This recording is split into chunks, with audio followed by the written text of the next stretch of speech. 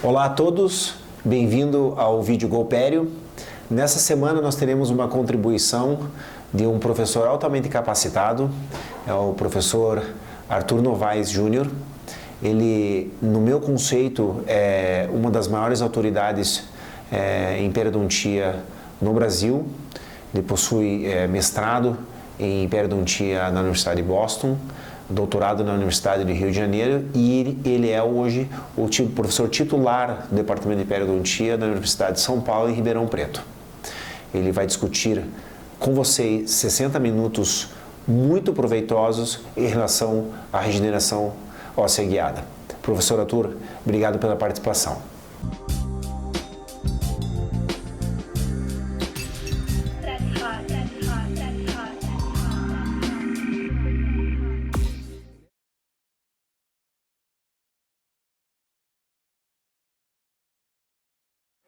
Então, nosso tema hoje é regeneração óssea guiada, né? Vocês estão no final da disciplina, praticamente, da implantodontia, e esse tema é um tema bastante atual, né? Fala sobre regeneração óssea, a princípio aqui, para posterior colocação de implantes, né? Mas isso é válido também em áreas estéticas, onde você vai colocar uma prótese fixa para que o pôntico não fique muito longo, fique antiestético, até mesmo para PPR, né? Ele vai evitar, em parte, que perca osso após a extração, né? Ou que você queira reconstruir o osso já perdido. Isso também é regeneração óssea guiada. Essa técnica, também chamada de procedimento para preservação de rebordo e procedimento para regeneração de alvéolos, né? Nós vamos focar hoje aqui na regeneração de alvéolo para a colocação posterior de implantes, mas a técnica pode ser usada, como eu disse, para regenerar grandes defeitos ósseos já existentes, pode ser usada para elevação de seio maxilar, né? E uma série de outros procedimentos que envolvam membrana e enxerto ósseo. Até bem pouco tempo, a extração era feita só para eliminação de dor, né? A estética não era muito focada. Principalmente com o início da implantodontia, não no seu princípio, porque isso também não era muito focado, a gente procurava botar o implante onde tinha osso, né? E às vezes a prótese ficava estranha, bastante antiestética, era mais para poder a função, né? Devolver a função. Mas mais recentemente ainda, os implantes na região anterior, há uma grande demanda para uma estética quase que perfeita, quase que melhor do que a dentição natural. Eu já tive a oportunidade de ir em congressos, onde simpósios ocorrendo para ver como se ganha meio milímetro de papila entre os dois implantes centrais, né, devido à alta demanda na estética. Então, nós estamos num cenário que nós vamos ver daqui adiante, onde vocês estão com o paciente chegando com um dente anterior ou dois condenados, né? Quais são as suas opções, né? O diagnóstico do porquê que o dente está condenado é muito importante, vocês vão ver daqui a pouco. Mas se você está pensando em implantes, você tem duas opções imediatas, né? A nossa preferência é sempre tirar o dente e colocar um implante, que aí o paciente chega e já sai com o implante e com o provisório. Então, em termos de tempo, né, em termos de conforto e estética para o paciente, isso é muito importante. Mas nem sempre é possível, nem sempre é possível a colocação do implante imediato, né? Ele tem indicações. Então, se não for possível a colocação do implante imediato, nós temos que fazer exatamente a regeneração óssea guiada do rebordo ou do alvéolo. e esperar 6 meses para que o osso regenere e, vamos dizer assim, amadureça, para que a gente possa colocar o implante. Então, você já vê a diferença aí entre o implante imediato e em 2 fases. Quer dizer, você já vai esperar 6 meses para colocar o implante e depois algumas semanas ou 2 meses, mais ou menos, para colocar a prótese. Então, há uma perda de tempo aí grande e custo, né, para o paciente. Mas são as 2 opções. Por que eu digo isso? É porque tem um grupo, quer dizer, essa é a nossa filosofia, FORP. Tem alguns grupos que preferem extrair o dente e esperar 4 a 6 semanas para que o tecido mole feche, para depois, então, fazer a regeneração. Lógico que é mais fácil, porque você vai pôr membrana, você vai pôr enxerto ósseo, é mais fácil se você tiver tecido mole para cobrir, se for o caso. Mas, o que acontece, foi demonstrado, e esses estudos de cicatrização de alvéolo começaram antes dos implantes, obviamente, o implante começou em 85, por aí. Esses estudos de cicatrização de alvéolo são geralmente da década de 60. Né? Então, esse acho que foi um dos primeiros, o Carlson, ele mostrou que 80% da perda óssea ocorre nas 3 primeiras semanas. Então, você tem uma perda bucolingual, o rebordo se estreita, geralmente perde-se em torno de 7 milímetros, o que dificulta até, impossibilita a colocação de implantes em muitas situações, e a altura da tábua óssea vestibular, em torno de 80% é perdido, que ela é fininha, parede óssea do alvéolo. Então, se fizer o alvéolo, se fizer a extração e deixar o alvéolo cicatrizar sozinho, sem fazer nada, vai acontecer isso. Vai perder a dimensão bucolingual, vai ficar bem estreito o rebordo e vai perder a tábua óssea vestibular. E aí fica uma depressão, tanto no sentido bucolingual, da gengiva, e também em arco, no sentido ocluso-apical. Então, se for fazer uma PPR nessa situação, se for fazer uma fixa nessa situação, vai ficar com um pôntico bem maior do que os dentes adjacentes. Então, isso também aplica às próteses, né? E do implante a mesma coisa, vai ser um implante não estético, que hoje em dia os pacientes não aceitam. Por isso que eu digo que temos que decidir imediatamente se fazemos implante imediato ou a regeneração óssea guiada. O princípio biológico da ROG, só para relembrar, ele nasceu da RTG, nasceu da pério, regeneração tecidual guiada, né? Para regenerar bifurcação, para regenerar defeitos intraósseos. Vocês tiveram isso lá na pério 3, faz tempo, né? Quase 2 anos, mas é isso, né? Que eu lembro bem, a professora Daniela deu aula dos princípios biológicos e eu falei sobre, a aula seguinte, sobre os casos clínicos e a técnica cirúrgica, etc. Então, basicamente, se você fazer um retalho total para acesso, seja o que for, só suturar de volta, o epitélio juncional vai migrar, né? E o conjuntivo também vai entrar em contato com a raiz e eles vão mais rapidamente do que o osso. Então, forma pouco osso e forma um epitélio juncional longo. Aí veio a RTG, em 84, mais ou menos, onde a gente coloca uma membrana entre o retalho e o dente, né? Pode pôr um enxerto ósseo ou biomaterial aqui, né? E aí suturar a membrana suturar o retalho por sobre a membrana. Então, isso tira o conjuntivo e o epitélio da corrida para cicatrizar. E ocorre, então, regeneração, ao invés de epitélio juncional longo. A ROG é a mesma coisa.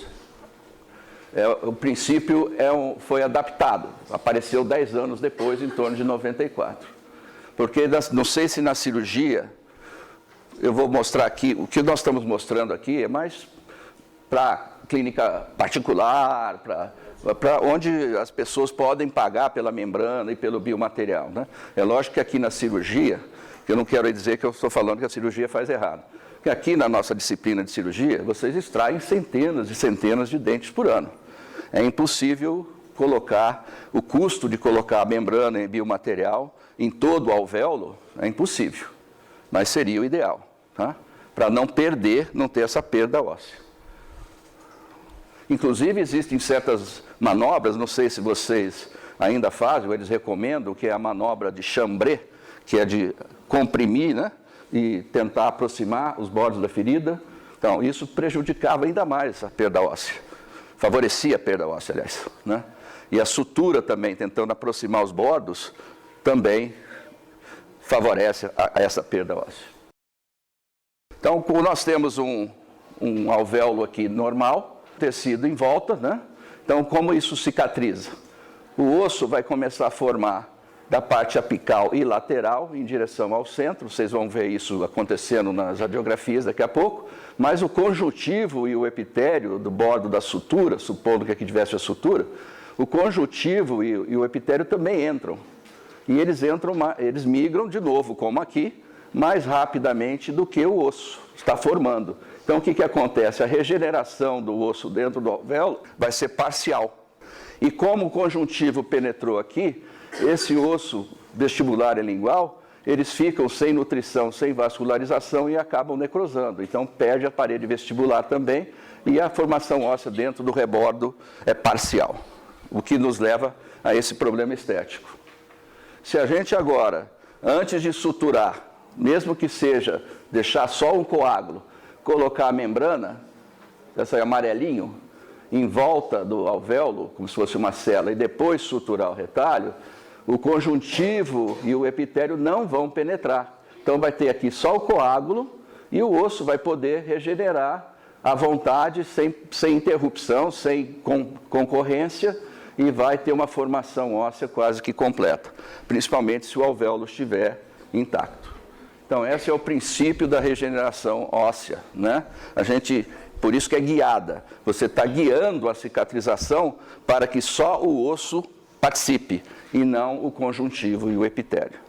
Nós temos que avaliar o dente no momento da extração e tomar essa decisão. É implante imediato ou é regeneração óssea guiada, né? Então, nós temos a causa da perda do dente, pode ser devido a problemas agudos, por exemplo, fraturas longitudinais, ou pode ser por problemas crônicos, como a doença periodontal avançada. São muito diferentes em termos de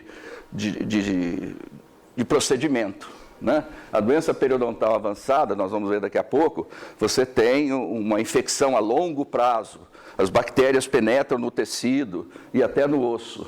Você tem perda das paredes proximais, de papila. E a coisa mais difícil no mundo que tem, totalmente imprevisível, é criar papila. Então, se perdeu, você já vai ter um comprometimento estético, certamente.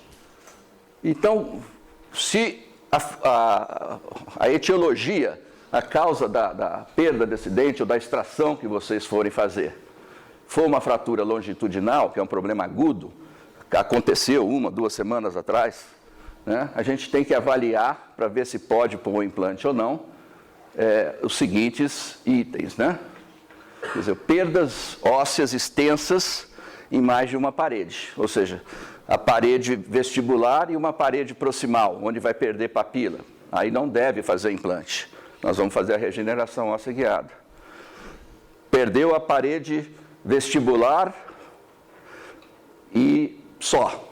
Aí a gente pode colocar o implante imediato e regenerar essa tábua óssea vestibular. O principal é não ter a perda das paredes proximais, porque ali você não consegue recuperar o osso e nem formar a papila. Então, daí o problema estético. Vamos ver alguns exemplos aí também, onde não há osso suficiente para a ancoragem apical do implante. Para você colocar o implante imediato, apicalmente a lesão tem que ter pelo menos 4 a 5 milímetros de osso saudável, senão você não tem onde fixar o implante. Então, existem situações, por exemplo, onde você perdeu pré-molares e molares e o seio maxilar marsupializou. Então, não tem osso suficiente para você colocar o implante. Daí, a elevação de seio maxilar. Às vezes, em canino, por exemplo, às vezes o canino é longo demais. distância corona-apical do defeito é maior que o comprimento do implante. Por exemplo, em caninos, nós temos caninos longos, às vezes, nós vamos ver aqui, com uma lesão periapical, e você já está praticamente no osso basal da maxila. Não tem onde ancorar esse implante. Então, aí nós vamos regenerar antes, né? E a questão, você tem que avaliar a estética geral ali, né, da região anterior, os outros dentes, se tem muitas cáries, ou se tem restaurações, a cor dessa restauração, a posição da margem gengival, né, se ela já está muito apical, a espessura dessa gengiva, que é o fenótipo gengival, se ela for muito fina, também compromete o implante imediato. Então, aí, quando há uma situação que você acha que pode prejudicar a estética, a gente deve fazer a regeneração óssea primeiro, né? Então, vamos ver em algumas situações. Na regeneração de alvéolos, existem casos onde nós não precisamos usar enxertos ósseos ou biomateriais, só a membrana. Lógico que um alvéolo intacto até pode ter por algum trauma de bicicleta, de moto, seja lá o que for, e aí o alvéolo está intacto. Existe uma avulsão, você tem o alvéolo intacto. Senão, se você vai extrair o dente, tem alguma patologia. Tendo alguma patologia, é pouco provável que as 4 paredes do alvéolo estejam intactas para vocês só colocarem uma membrana e deixar o coágulo. Esse dente aqui, por exemplo, como nós estamos falando de problemas agudos, esse dente tinha uma fratura longitudinal. Como é que a gente faz o diagnóstico da fratura longitudinal? Porque há muito erro de tratamento, nós vamos ver isso no caso a seguir, onde o colega não consegue diagnosticar a fratura e começa a fazer endo nos dentes ao lado, etc. Então, esse canino aí, o que a gente avalia? Tem que usar uma série de conhecimentos agora, né? De pério, de prótese, de endo. Está na hora da gente unir todas essas disciplinas. O que eu olho? Por exemplo, eu vejo, por essa radiografia e outras, que ele não tem doença periodontal na maior parte da boca. Então, por que aí vai ter essa patologia abscedando, né, várias vezes, tomando antibiótico, abscedando, fica bom por um tempo, depois absceda de novo. Então, além de observar essa lesão periapical, a gente vê que tem o canal, foi feito o tratamento endodôntico, mas não chegou ao final. Pode ser isso que esteja causando a lesão periapical, ou pode ser uma fratura, porque ele tem essa coroa com um núcleo e um pino muito curto para um canino. E esse pino, quando ele faz a oclusão, a mastigação, ele vai fazer um movimento de alavanca e com tratamento endodôntico é fácil de fraturar, né? Fácil de fazer a fratura. Então, tem alguns erros aí. Primeiro, né, o tratamento endodôntico não está até o ápice como a gente espera. A prótese tem um núcleo muito curto. Ele não tem doença periodontal e está abscedando, né, com recorrente. Então, a técnica mais fácil, inclusive, de se diagnosticar, nem vou falar de tomo, porque a tomografia já mostra a fratura, mas tem o custo, tem radiação, tem tudo. Com uma simples sonda periodontal,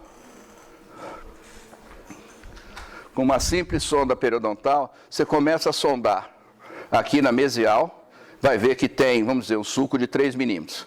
Você vem mais para cá, vem mais para cá, continua 3. Vem mais para cá, continua 3. Aí chega num ponto aqui que a sonda vai, 8. Aí você vem mais para distal, volta para 3.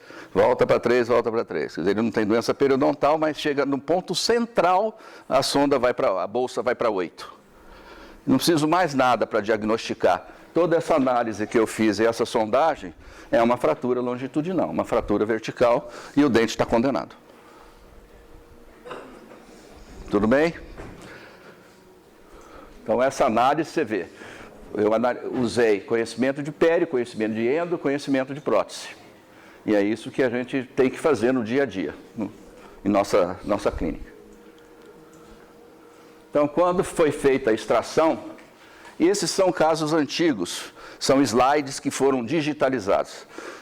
Temos casos novos, obviamente, mas eu gosto de mostrar coisas um pouco mais antigas e quando chegar o momento eu vou dizer por quê. Mas após a extração, a gente vê que tem uma perda, né? Uma janela aqui com um defeito ósseo e o canino é muito longo. Esse aqui é um exemplo, olha o tamanho desse canino. Mesmo que aqui tivesse osso normal, não existe implante com mais do que 15 milímetros. Esse tem uns 25. Além disso, a lesão periapical está indo até a lâmina basal, né? A base da maxila. Está na base da maxila, está vendo essa cortical aqui? Então não é mais processo alveolar aqui. Aqui é a base do crânio. Não dá para pôr implante na base do crânio. Né? Então ele é muito longo e a lesão também não permite a ter aqueles 4 ou 5 milímetros de osso apical. Se tivesse, eu poderia até fazer o implante imediato aí. E regenerar ao mesmo tempo. Botar uma membrana por sobre o implante e o alvéolo. Essa tábua óssea vestibular aqui iria formar osso e ia regenerar. Então, a gente vai fazer um desbridamento, não é com cureta, como se faz para desbridar a lesão periapical, a gente usa uns cinzéis ósseos, que vocês têm no kit, inclusive, que parece uma enxadinha, e a gente vai com essa enxadinha, não na parede vestibular, mas lá no apical, e a gente, além de tirar aquele conjuntivo, aquela lesão, a gente vai fazer uma raspagem interna na superfície óssea, com essa enxadinha, porque ali é uma cortical óssea. A cicatrização, a fonte de células para formar novo osso, está dentro das áreas medulares, que estão fechadas pela cortical. Quando você raspa ou fura, você faz com que essa cortical absorva mais rapidamente, e aí as células ósseas para a cicatrização vão estar lá mais rapidamente. Então, além de tirar o tecido infectado, a camada superficial do osso que também está infectada, você vai favorecer que as células ósseas estejam disponíveis para iniciar a cicatrização mais rapidamente. Nesse caso, como está lá na indicação, não foi usado substitutos ósseos ou enxerto ósseo. Vocês sabem, se lembrarem as aulas, provavelmente do professor Sérgio, falando de biomateriais, que a gente aqui prefere substitutos ósseos, né? Principalmente o osso bovino anorgânico, desculpe, osso bovino anorgânico e BioOss, que é a marca. Eu vou mostrar, né? Só para relembrar, e aqui eu falo a marca, não é? Poderia em alguns lugares ser antiético, isso fosse num congresso, etc. Mas aqui eu tenho que dizer a vocês qual é a nossa preferência e o porquê. Então vamos chegar lá. Então não usei o biomaterial, só o coágulo, quer dizer, não usei o substituto ósseo, só uma membrana. Por quê? O enxerto ósseo, ou substituto ósseo, uma das finalidades dele é manter a membrana, não deixar a membrana colabar, cair para dentro do defeito. Se ela cair para dentro do alvéolo, ela está roubando espaço do osso, e aí vai formar menos osso. Então aqui, essa pontezinha óssea que vocês estão vendo aqui, vai permitir que eu coloque a membrana e vai manter a membrana em posição. Então ali é a membrana. Essa era uma membrana não absorvível, elas estão começando a voltar, né, que era o politetrafluoretileno expandido, que é o Teflon expandido, está começando a ressurgir. Hoje a gente usa mais as membranas de colágeno, né? Colágeno bovino ou porcino. Então foi colocada a membrana, ela cobriu todo o defeito vestibular e aquela tábua óssea que estava fininha e tinha aquele orifício, cobria a entrada do alvéolo e o retalho palatino também estava descolado, a membrana vai por baixo dele. Então ela fica como se fosse em formato de cela no alvéolo, e aí a gente sutura o retalho por cima, aqui, como vocês estão vendo, né? E dá mais uma vez para ver que ele não tinha doença periodontal, ou era uma odontologia bem feita. Quando a gente usa biomaterial assim, ou teve uma infecção, né? Sendo aguda ou crônica, tem infecção, nós estamos usando um material que é biocompatível, mas não deixa de ser um corpo estranho. Então, geralmente, a gente usa profilaticamente antibiótico, que eu vou falar a seguir, né? Então, antes do procedimento, né, 24 horas antes, a gente prescreve amoxicilina mais ácido clavulânico, 875 miligramas de 12 em 12 horas, 2 vezes por dia, por 10 dias. Essa concentração, acho que não tem em postinho, só em farmácia. Então, a gente pode usar no postinho, prescrever 500 miligramas, só que aí vai usar de 8 em 8 horas. E é muito importante que a gente comece de tal modo que no momento da cirurgia, ele vai ter tomado 3 doses, pelo menos, ou 4. Então, vamos supor, você vai fazer essa cirurgia na terça-feira, às 9 horas da manhã. Então, ele deve tomar o primeiro às 8 da manhã do dia anterior. Se for 2 vezes por dia, 8 da noite ele vai tomar a segunda e 8 da manhã no dia da cirurgia. Dessa forma, o antibiótico circulante está no seu pico máximo de ação, o pico máximo de proteção. Então, vai favorecer a sua cicatrização. Não adianta ser na véspera, tem que ser de preferência dessa forma, né? Para que haja essa maior proteção. Isso é um detalhe bastante importante. Como nós usamos a membrana e foi coberta toda por tecido mole, se 10 dias depois, que é o tempo do antibiótico, ela estiver ainda fechada, coberta, você pode parar com a medicação. E lógico que o paciente vai fazer o uso da clorexidina. Só que eu botei aqui bochechos entre aspas, porque não é bom fazer o bochecho. Porque o bochecho vai na boca toda. Então você vai estar matando as bactérias boas também. E vai ter uma desbiose, um desequilíbrio na flora.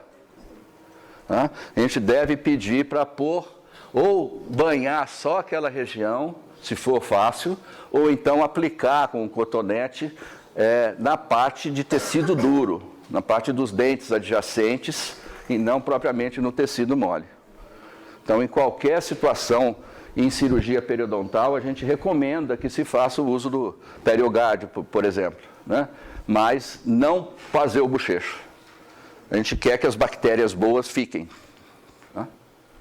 E agora aqui nós vamos ver o processo de cicatrização desse alvéolo ao longo do tempo. Então, isso aqui imediatamente após a extração, eu fiz aquela raspagem ou curetagem, né, com o cinzel, e aqui vocês estão vendo que não foi colocado nenhum enxerto, né? Então, agora, com 3 meses, podem ver que já tem uma formação óssea na parte apical e já tem uma formação óssea depositando nas paredes laterais em direção ao centro, todos eles convergindo para o centro.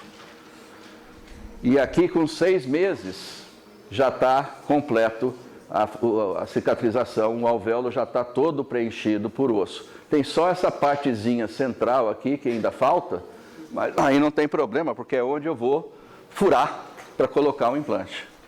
Então não importa esse defeitinho, que ele vai sair na hora que eu fazer o preparo do leito. Não é? Então, por isso que a gente fala que quando se faz a regeneração óssea guiada prévia, a gente deve esperar 6 meses para a colocação do implante, porque é aí que o alvéolo vai estar totalmente preenchido por osso e o osso vai ser de boa qualidade. Já vai estar amadurecido, já vai estar mais organizado, osso lamelar. Então, agora estamos aqui com 6 meses de pós-operatório, após a regeneração óssea guiada, e a gente pode notar que não houve nenhum defeito residual, a parede, a gengiva vestibular está no nível, né? Temos uma área de tecido queratinizado adequado. Então, portanto, é de se esperar que aqui, quando abrirmos para a colocação do implante, que a gente tenha o osso suficiente. Do lado de cá, nós temos já a reentrada cirúrgica, né? E entre as linhas amarelas nós temos a quantidade de osso que foi formado, né? Nota que não há nenhuma depressão vestibular, o osso está intacto e nós temos uma espessura bucolingual suficiente para a colocação do implante.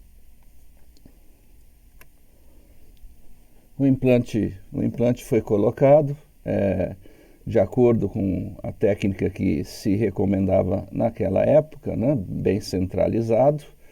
Hoje nós temos a tendência de colocar mais para a palatina, angulado para a palatina, para deixar mesmo onde já estava fechado o osso, né? Para dar uma posição tridimensional adequada, né? Para a instalação de uma prótese mais estética. Aqui nessa época foi feita a reentrada, e mais para frente vocês vão entender por que nessa época. Foi feita a sutura, né? Hoje em dia, provavelmente nós já teríamos colocado o provisório aqui, o paciente já sairia com o provisório conectado ao implante. Esse é o implante IMZ, que já nem tem mais no mercado. Fechamos novamente, e aí se aguarda mais 6 meses, ou seja, 1 ano no total, né? 1 ano no total, já que não foi o implante imediato, 1 ano no total para então passar para a prótese que vocês estão vendo aqui, terminada com a prótese metalocerâmica daquela época, né? Algumas manchas de clorexidina, que posteriormente essas restaurações serão também trocadas. E agora nós vamos acompanhando essa situação na hora, 1 ano que foi ser feita a prótese. Notem o implante IMZ com o osso na sua posição. É um implante que hoje já não é considerado adequado por ser cilíndrico e também porque tinha uma superfície assim, muito, muito rugosa, que não é bom. A rugosidade é boa até certo ponto. 1 ano depois da colocação da prótese, ou seja, 2 anos do início do procedimento, da regeneração óssea guiada, a situação se mantém estável. O paciente é de outra cidade, de outro estado, perdi o contato, mas o colega que o atende lá teve a gentileza de me mandar a radiografia agora da situação, 20 anos depois, mostrando que mesmo no implante que não é o ideal, né, nós temos a manutenção do nível ósseo, né, pouco mudou nesses 20 anos, né, e a prótese também estável em função. O paciente está sendo controlado periodontalmente e também, muito importante, a terapia de suporte do osso periimplantar. Não é só do osso periodontal que devemos fazer a terapia periodontal de suporte. Então isso mostra que o planejamento, mesmo quando você não tem o material adequado à mão para a época, a gente consegue bons resultados. Esse é o caso clínico, com 20 anos, ele vindo para uma sessão de terapia periodontal e periimplantar de suporte, né? Um pouco de biofilme, que é de se esperar, mas vejam toda a situação, o quadro estável, né? E agora precisando de uma raspagem, mas plenamente satisfeito. Hoje em dia a gente poderia ter até um contorno, um resultado melhor, mas para a época, e ele era um senhor de, sei lá, 55, ou um pouco mais, ou 20 anos depois ele vai estar com 75, ou um pouco mais, então já um trabalho a longo prazo e que realmente serviu bem a esse paciente praticamente a vida dele toda, né? Nós devemos sempre tentar fazer trabalhos que durem o máximo possível. 20 anos seria um bom tempo, não é? Agora nós temos uma outra situação de regeneração de alvéolos, onde nós vamos ter que usar enxertos ósseos ou substitutos ósseos, né? O caso anterior, a situação anterior que descrevemos, não é necessário, só a membrana e o coágulo já foi suficiente. Esse aqui não. Nós temos um quadro, uma paciente cuja mãe é protesista e a senhora, mais ou menos 60 anos nessa época também, vinha abscedando frequentemente aqui na região do canino e do lateral. Foi feito o tratamento endodôntico do lateral, do canino já tinha sido feito, né, estava aparentemente suficiente, mas tomando antibiótico, abscedando. Quando fez esse canal, deu uma melhorada por um tempo, mas depois abscedou de novo, retratou. Tanto é que foi tão instrumentado que está transparente ali, provavelmente dentina já, né? Onde a gente vê o cone de gutta-percha próximo ao ápice do dente e o defeito ósseo presente. Então, eu fiz um diagnóstico muito fácil que,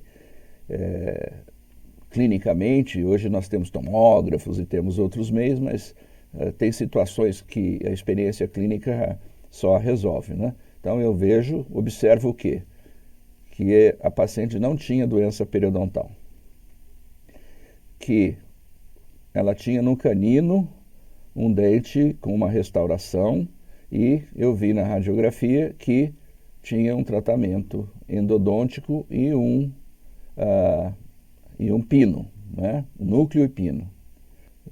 Na situação, no quadro geral, e agora eu vou fazer uma sondagem, imaginem que aqui ainda não foi feito o retalho, eu venho com a sonda periodontal aqui, sondo aqui, vou ter 3 milímetros, venho para cá 3 milímetros, 3 milímetros, 3 milímetros, quando eu chego aqui, entra 8 milímetros a sonda.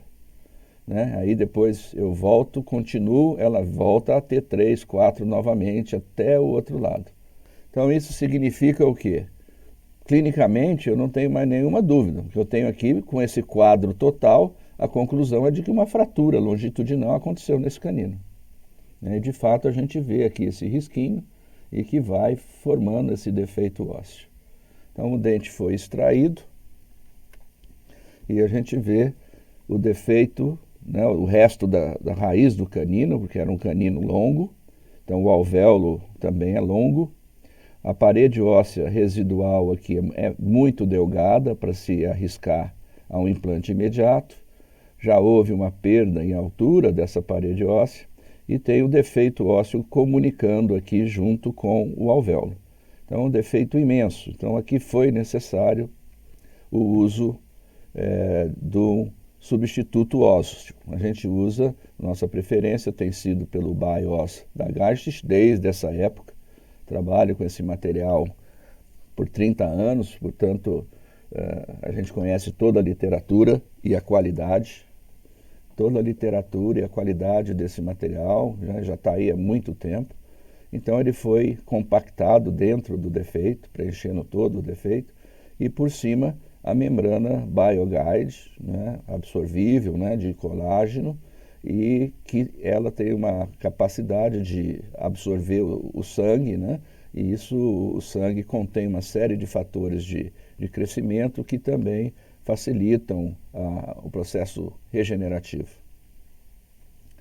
Ainda nessa época, nós fizemos a sutura não recobrindo toda a membrana, sabendo que em algum momento essa parte exposta seria absorvida. Mas pensava-se nessa época que era o ideal não deslocar coronalmente a linha mucogengival, em termos estéticos. Mas hoje nós sabemos, né, que a mucosa é composta muito de fibras elásticas e mesmo que você desloque o retalho, ela vai, com o tempo, essa linha mucogengival vai voltar ao normal. Então aqui nós temos que tomar um cuidado, né, já que temos a membrana exposta, de fazer o uso de antibiótico terapia. Ao contrário do caso anterior, né, que nós usamos a amoxicilina com ácido clavulânico, porque é bactericida. Nesse caso, essa paciente também tomou por 10 dias amoxicilina com ácido clavulânico, e agora, devido aos efeitos colaterais desse antibiótico, nós mudamos para a vibramicina, né, 100 miligramas, 2 dragas no primeiro dia, e do segundo dia em diante até essa membrana, né, for absorvida. Continua-se o tempo necessário e não há problema nenhum, porque os efeitos colaterais desse antibiótico é praticamente não existente. Aqui já falei, né, que a gente põe bochechos com clorexidina, continuam, mas não são bochechos, é aplicado mais localmente. Nós não queremos matar ou prejudicar as bactérias boas que tem na boca, né? Só as ruins. Então, a clorexidina, se for feito o bochecho, todas as bactérias da boca vão ser afetadas. Isso não é do nosso interesse nem do paciente. Eu só quero que não colonize, né, nessa região. Então, com o antibiótico anterior, nós diminuímos bastante as bactérias, provavelmente em torno de 90%. E esse antibiótico aqui agora só não deixa elas se multiplicarem, a crescer o número de bactérias. Então, com isso, a gente prolonga, né, a presença dessa membrana.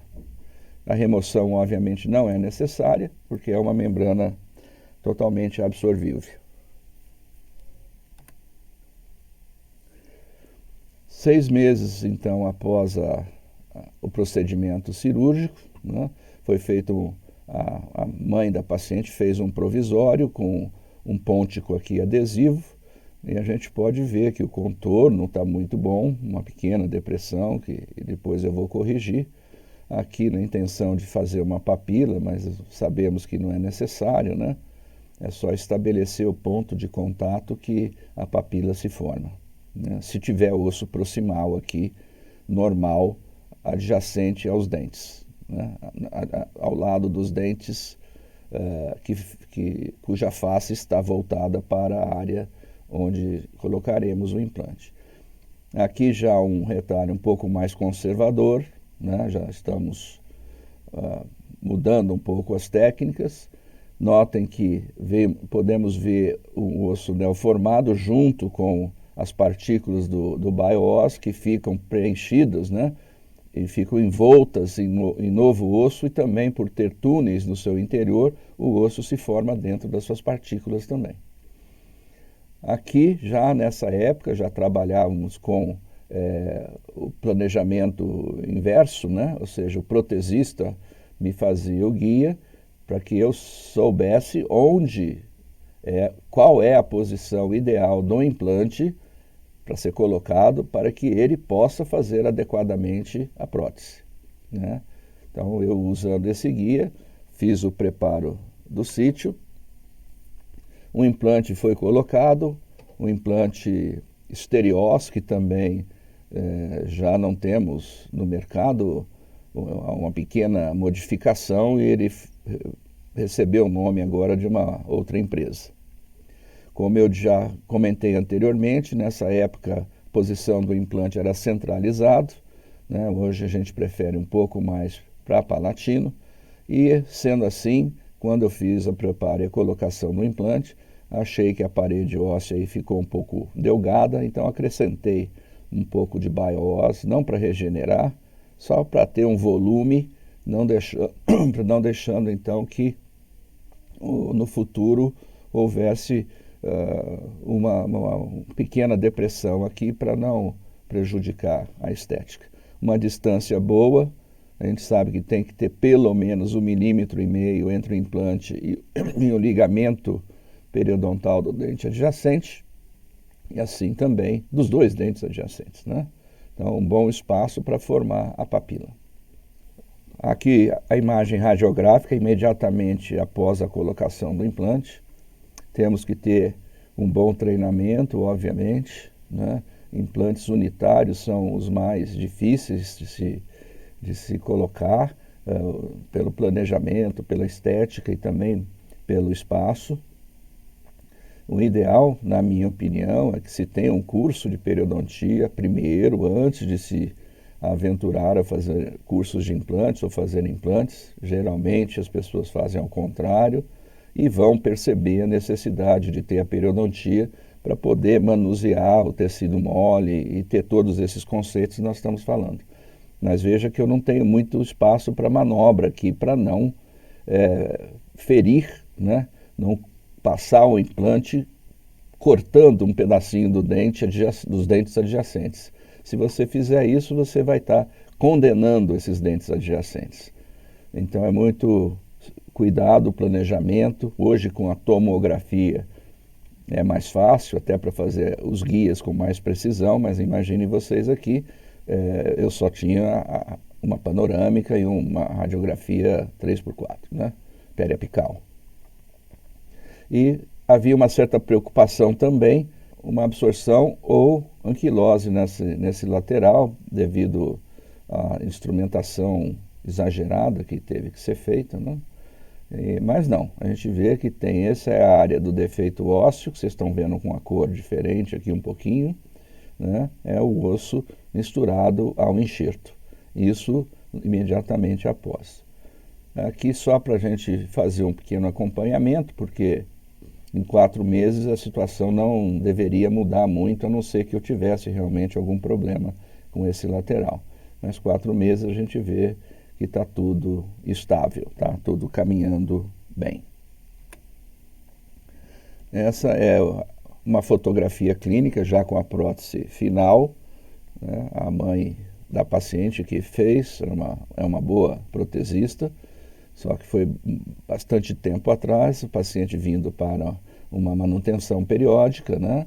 Aqui um pouquinho de inflamação periimplantar, mas nós vamos aqui fazer o nosso tratamento, né, de uma pequena raspagem com instrumento adequado, né, ou com ultrassom adequado. Mas notem que a margem está estável 3 anos depois. A radiografia com 3 anos depois, a gente vê a manutenção indo o implante até a primeira rosca, como é característico para esse tipo de implante. O osso aqui também, né, a nossa área do defeito continua preenchido e sem nenhuma complicação. Também é de fora com essa paciente, na época que eu morava e trabalhava no Rio de Janeiro. Então, era na minha clínica particular, então ela lá do Rio de Janeiro e fazendo os cuidados pós-operatórios com a própria filha, né? Então, 13 anos depois, a gente nota o canino com a sua margem em posição normal, não houve nenhuma retração da gengiva e apenas ficou mais delgado aqui, perdemos um pouco de volume. Mas isso 13 anos depois, né? Falei que a senhora tinha 60 na época, aqui então com 73. Mas aqui mais uma vez, pós-operatório de 13 anos, a gente vê esse perfil. Aqui já é a radiografia de 20 anos e nós vamos ter uma melhor ainda, né, com 20 anos, mostrando que ainda com 20 anos o nível ósseo, mesmo de um implante que hoje não tem mais no mercado, o nível ósseo está até a primeira rosca. E toda aquela área continua estável e 20 anos depois. Então, se a senhora tinha 60 naquela época, está agora com 80 anos, então olha a imagem, né? Tem todos os dentes, escova bem. Aqui pela proximidade, talvez inadequada entre o implante e o dente, nós já estamos começando a ter um probleminha da falta da papila, esse detalhezinho aqui, numa paciente muito mais jovem, né? Isso talvez gerasse algum problema e aí, talvez a paciente quisesse uma nova forma de tratamento para corrigir isso. Mas a nossa amiga aqui, com 80 anos, está mais do que satisfeita, não quer que mexa em nada, né? E eu concordo, né? Se não a preocupa, na idade que está, né, a situação está mais do que... Bom, são poucos os brasileiros que chegam aos 80 anos com alguns dentes na boca. Nessa situação, então, ela tem todos, menos o canino, que foi uma fratura, né? Então, é uma privilegiada. Agora, nós vamos, então, passar para uma outra situação que também requer o uso da membrana e do enxerto ósseo. Só que aqui nós vamos usar essa técnica, é um artigo do nosso grupo, foi publicado em 2000, acho que 2019 ainda, foi no começo desse ano, então é bem recente, com a técnica de preservação de rebordo ou a técnica de preservação alveolar. Esse caso, já mostrei anteriormente só a foto inicial para discutir um ponto um pouco atrás, mas aqui mostra a nossa contraindicação, né, para a colocação do implante. Para implante nas regiões anteriores, a pior coisa que pode acontecer é você perder o osso proximal e perder papila. Isso você não recupera e você vai ter um resultado não estético se for colocar implantes imediatos aqui. O paciente, apesar dessa situação estar controlado periodontalmente, ou seja, ele perdeu, teve doença, foi tratado, mas agora está estável. Só que para o paciente esse problema estético não era aceitável, né? Então foi feito o planejamento para a posterior colocação do implante e é parte de um estudo, né? São 20 pacientes que foram tratados dessa mesma forma e avaliados com uma tomografia antes do tratamento e 6 meses depois, gerando então essa publicação no Clinical Oral Implant Research, que, como sabemos, é o melhor periódico de implantodontia no mundo e não é fácil conseguir publicar nesse periódico. Então, nesse paciente aqui, que vamos fazer, que é um exemplo dos demais, representativo dos demais, nós vamos fazer a extração sem retalho. Na verdade, isso não precisaria ser assim, mas foi o protocolo, então nós seguimos. Notem que nós usamos um periótomo e não o sindesmótomo para fazer já a luxação desse dente.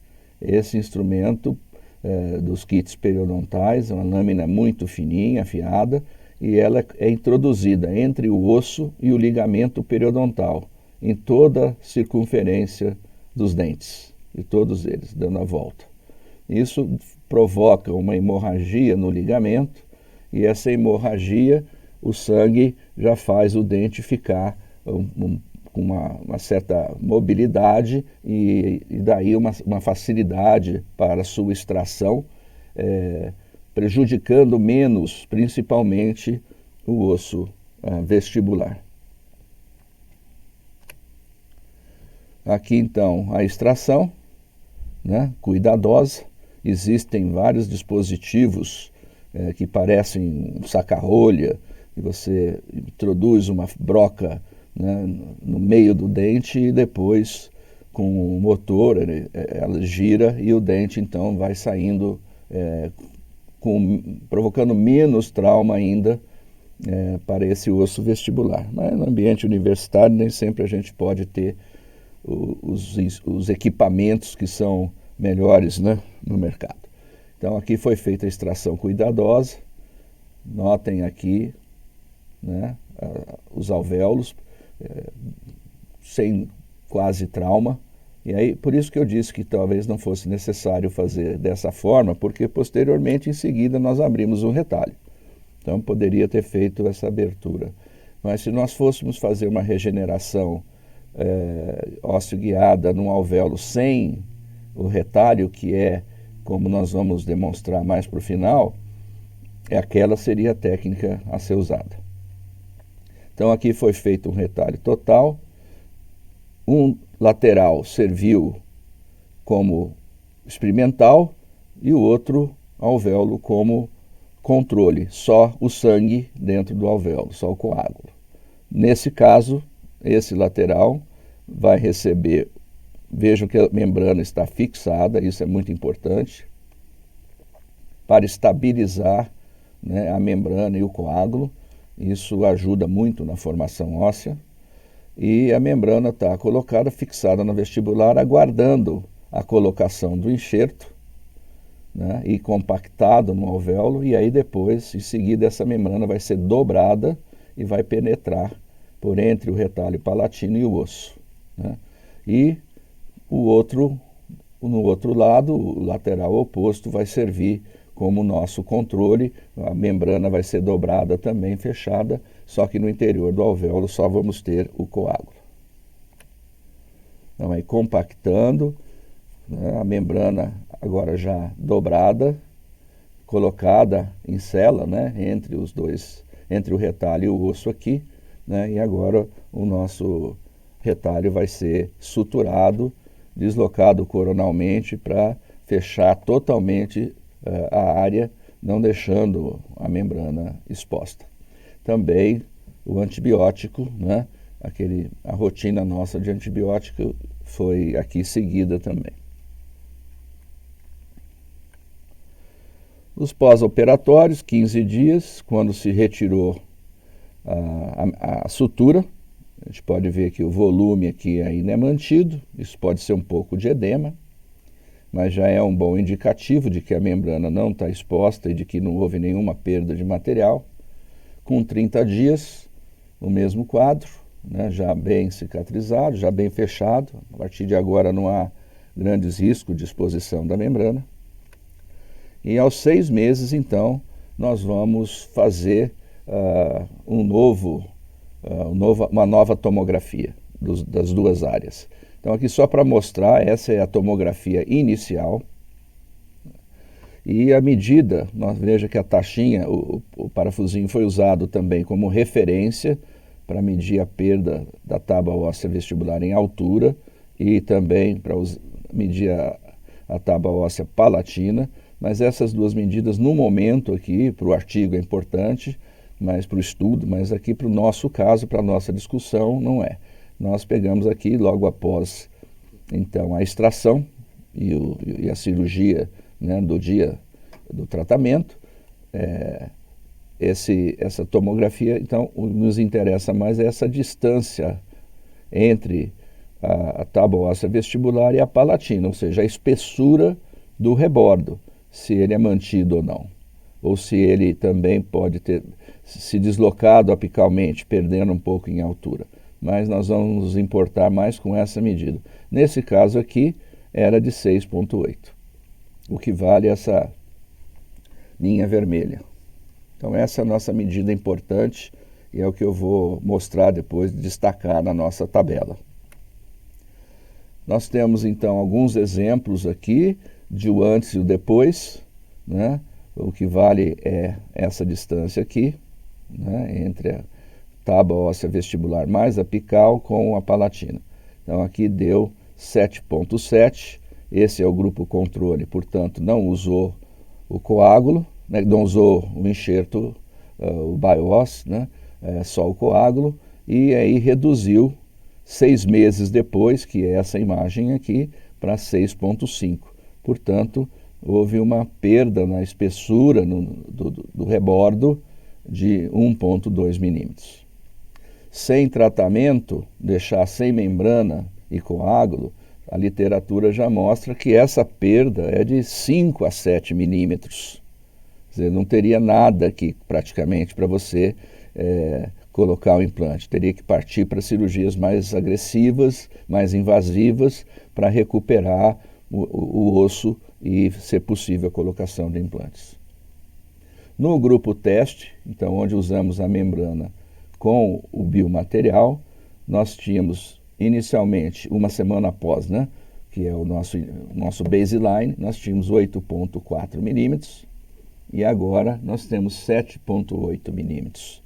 Então houve uma perda aí de 0,6 milímetros, o que não é muita coisa comparado com os 5 a 7 quando você deixa cicatrizar espontaneamente. Então, um resultado muito favorável e há diferença estatística e clínica em relação ao teste e ao controle.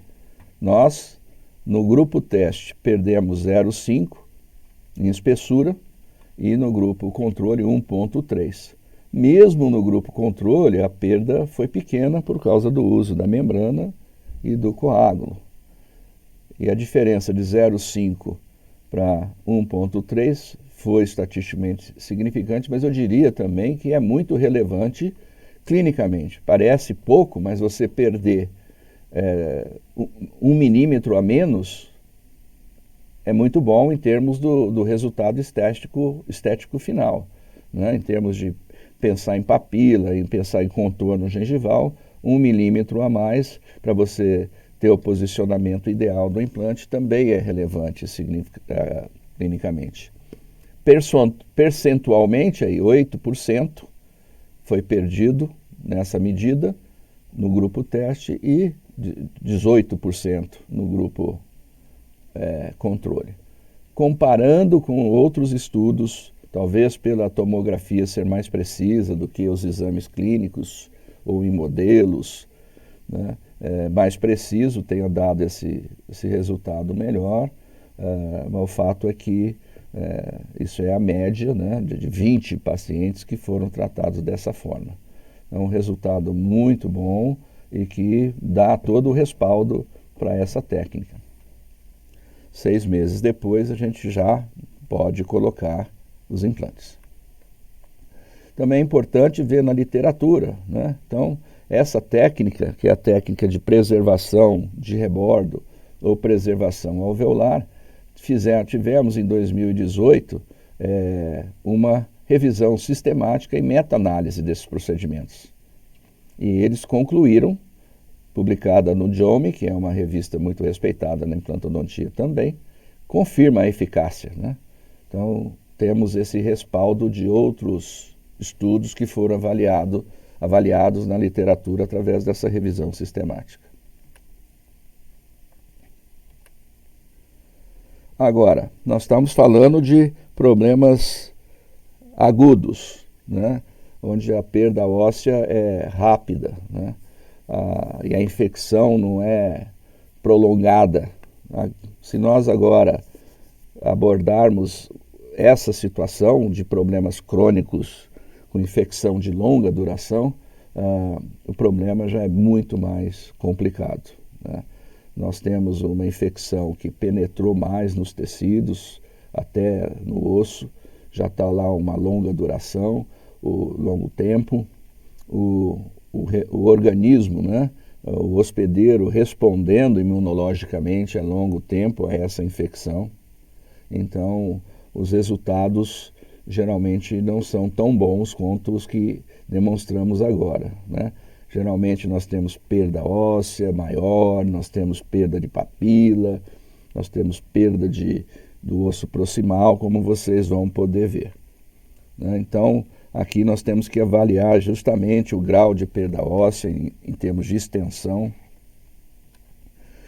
o número de paredes afetadas. Se você só tem a parede vestibular, mais ou menos fica parecido um pouco com o que nós vimos até agora.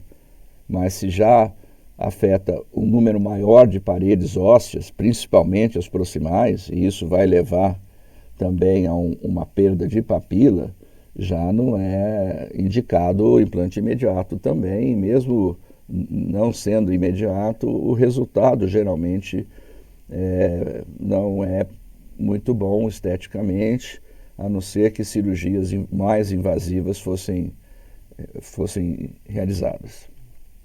O grau de retração gengival tem que ser avaliado, porque ele não vai mudar, é o que você vai ter no seu pós-operatório também.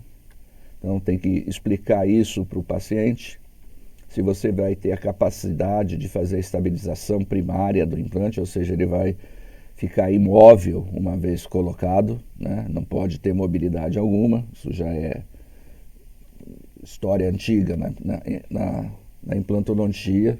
E a questão estética, que tem que ser analisada e discutida com a paciente, ou o paciente. É o caso dessa senhora. Essa senhora tem problema periodontal crônico avançado, generalizado, e ela vinha sendo tratada por um periodontista que de 3 em 3 meses fazia a terapia periodontal de suporte, raspava, né? Mas o problema não foi resolvido, ele estava apenas protelando, né? Raspando, dando antibiótico, e a perda continuava, a paciente descontente, não só com o antibiótico, mas também com a estética e um pouco de mobilidade, né? A gente vê que houve perda, um quadro, já estou usando bem um caso bem avançado mesmo, para vocês entenderem que o problema é completamente diferente quando você está lidando com doença periodontal. A imagem radiográfica mostra que o nosso colega até tentou raspar bem, né? Raspou aqui que o dente está quase fraturando, está quase atingindo aqui o conduto, né? Isso não é adequado e também você não consegue remover, principalmente infraósseo nessa profundidade, o biofilme, né? Mesmo com cirurgia já seria difícil. De modo que o colega foi, durante mais de 10 anos, assistindo o osso perder e perdendo e tendo infecções, né? E não ajudando muito a paciente. Ela até que, enfim, cansou e apareceu, marcou uma consulta comigo. Esses dentes todos estão perdidos, né? Então, nosso plano era tentar recuperar um pouco esse osso e ver se conseguia colocar um implante nessa região, porque posteriormente, esses aqui com a mobilidade que tem de intrusão e tudo e outros problemas, era mais fácil a gente colocar nessa região 3 implantes. Aqui a gente só vê o osso proximal, claro, mas eu sondando por palatino, por lingual, a bolsa ia até próximo do ápice, e nesses dentes todos, e aqui tem bifurcações classe 3, então esse molar também condenado. Mas deixei para ter até a condição de fazer um provisório no tempo que ela vai ficar sem esse dente.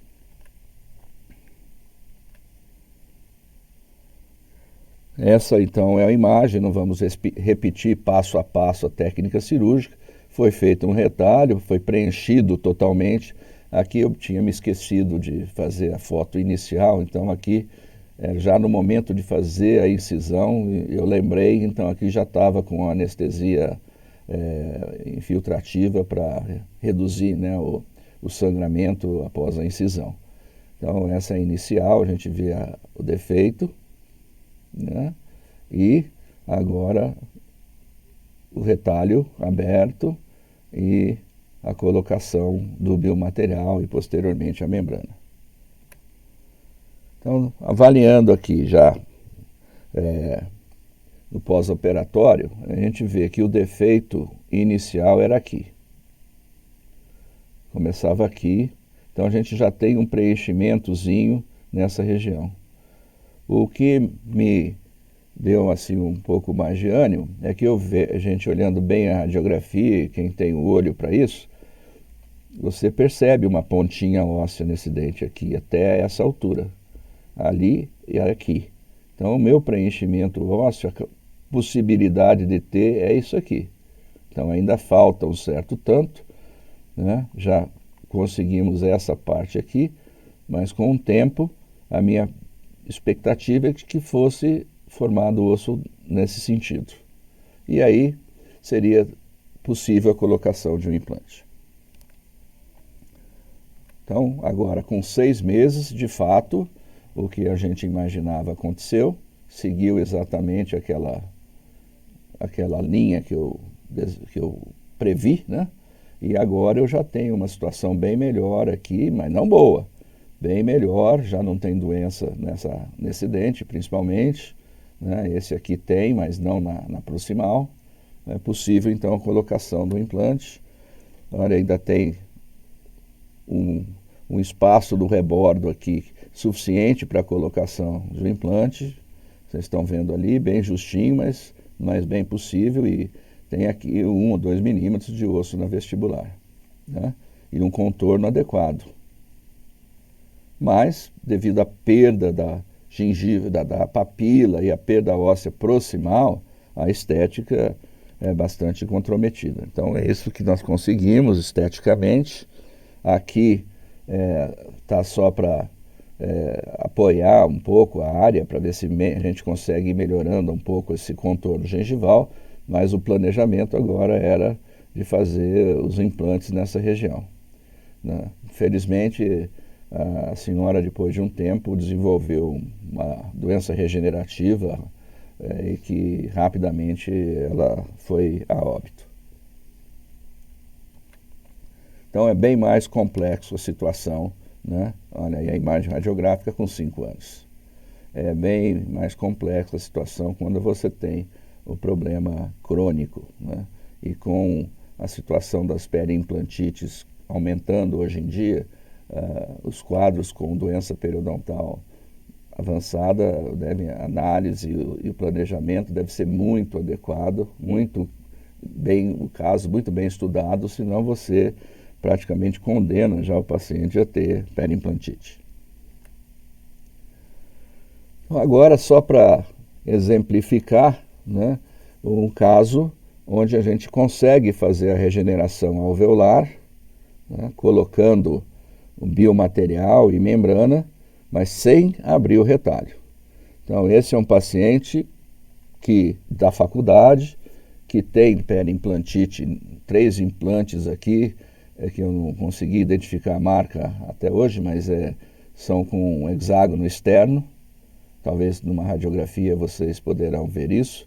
E além disso, esse lateralzinho aqui, esse lateral também fraturado, né, e perdido. Então, o primeiro passo foi cuidar dessa região. Na sondagem, a gente viu que a perda óssea na parede vestibular era apenas acompanhando a fratura, mas tinha ainda adjacente em todas as outras áreas a parede óssea, né? Então foi feita a extração sem o retalho, como nós comentamos.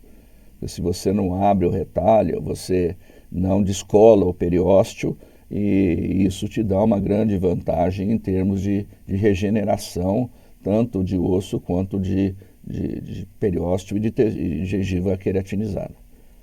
Aqui então o alvéolo, que é desbridado, né, para ficar bem limpinho. Antibiótico começou, né, 1 ou 2 dias antes, como é habitual, né?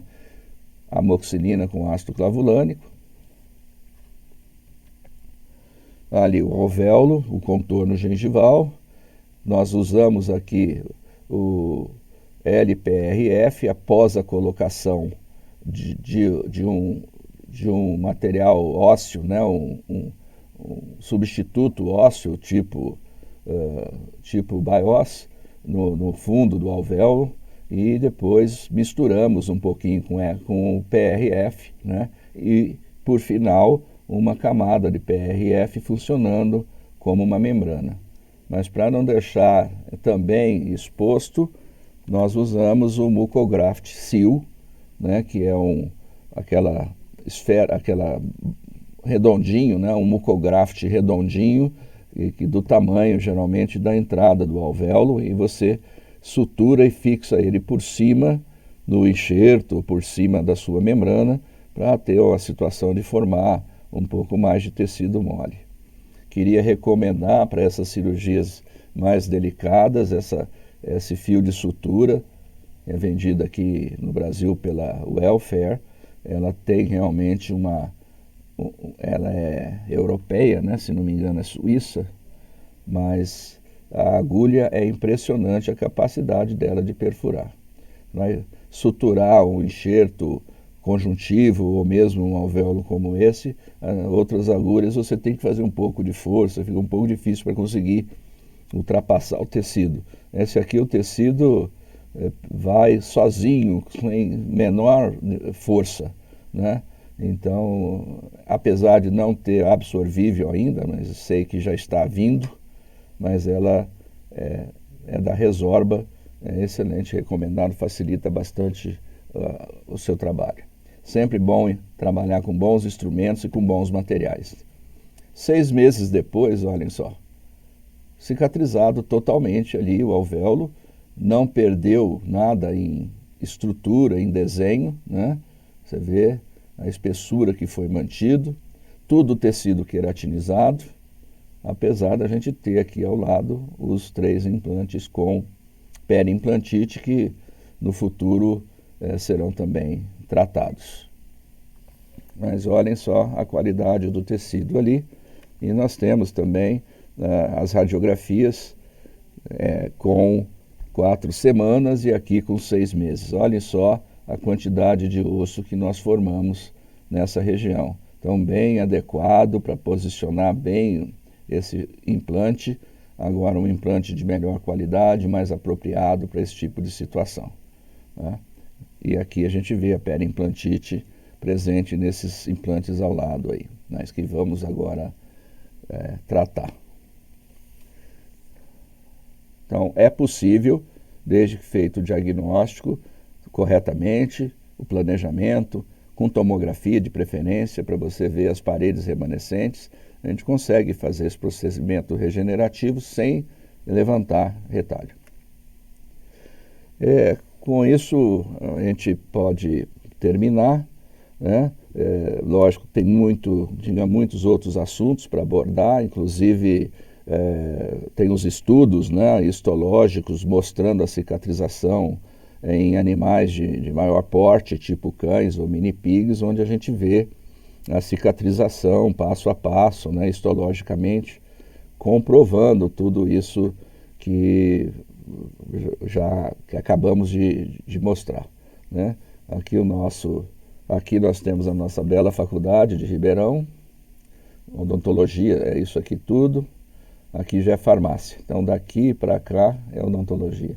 E esse cantinho aqui é onde nós temos os nossos cães, ou agora só pigs, né? Só porquinhos, e onde nós fazemos as nossas cirurgias experimentais, né? Pré-clínicas. E esses procedimentos cirúrgicos são feitos geralmente aqui, que é a clínica de pós-graduação em periodontia. Quiserem nos visitar, chopinho aqui é muito bom, né? E se quiserem cópias de qualquer um desses artigos, tem aqui o meu e-mail, novajr.forp.usp.br, e eu terei o maior prazer em mandar para vocês PDFs das nossas pesquisas que foram aqui demonstradas, tá? Obrigado.